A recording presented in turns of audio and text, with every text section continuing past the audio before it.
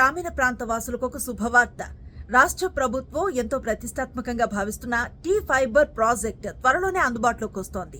దసరా తర్వాత ముఖ్యమంత్రి చేతుల మీదుగా ఈ ప్రాజెక్ట్ ని లాంచ్ చేస్తున్నట్లుగా తెలుస్తోంది.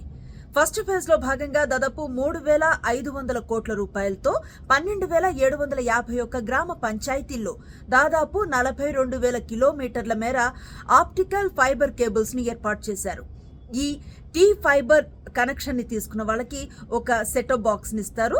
దాని ద్వారా ఇంటర్నెట్, టీవీ, ఓటీటీ సేవలు చాలా చౌక ధరకే గ్రామీణ ప్రాంత వాసులకు లభించబోతున్నాయి. ముఖ్యంగా గ్రామీణ యువతలో నైపుణ్య శిక్షణని ఇచ్చి దాదాపు 30,000 పైచిలుకు ఉపాధి అవకాశాలు కల్పించాలన్నది ప్రభుత్వ లక్ష్యంగా కనిపిస్తోంది.